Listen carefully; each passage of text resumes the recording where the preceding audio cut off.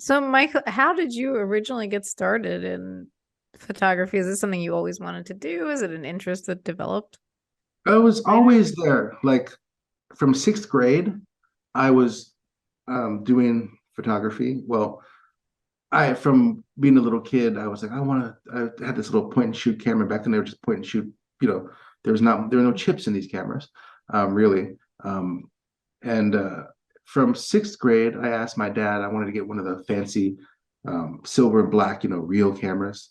But everything was film back then, obviously. I got a Canon AE1, which was the popular camera back then. It was an AE1 program. So you'd actually Hmm. you it had automatic settings, so it could like you could put it on P and it would take the picture.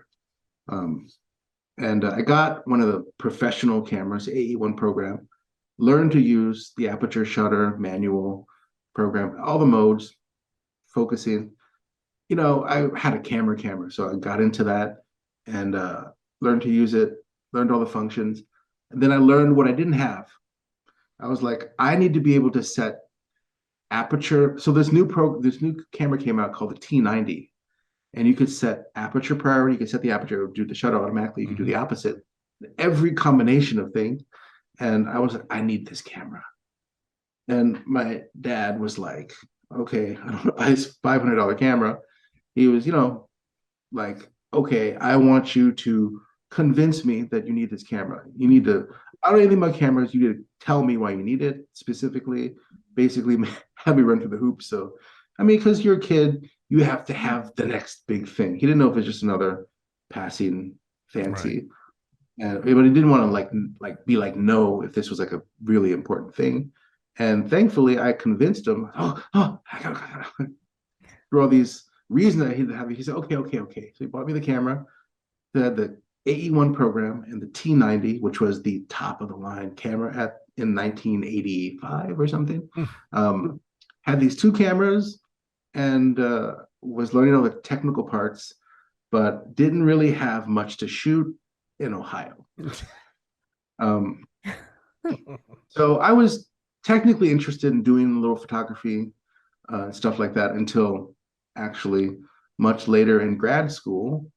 I came to Korea, went to Korea, came back, didn't really take any real photos. I mean, I took photos of me doing things, um, nicely exposed photos, but I mean, nothing professional ish.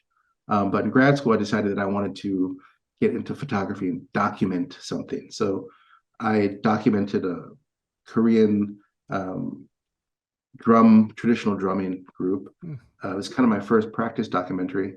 Took a class, cross-registered once because I was at Berkeley in grad school, so I could cross-register for the journalism school class on documentary photography taught by Ken Light, a well-known, uh, very good documentary photographer.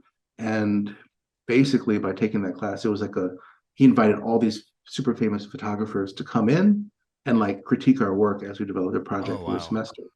So I was like, I don't deserve this, but was able to get into the class, and yeah, basically he just straightened my shit out. So that class did. And then I came to Korea to do my dissertation in 2002. Didn't finish that for 12 years, but got sucked into Korean street photography. And then that went to street fashion Hmm. photography, portraiture. Yeah.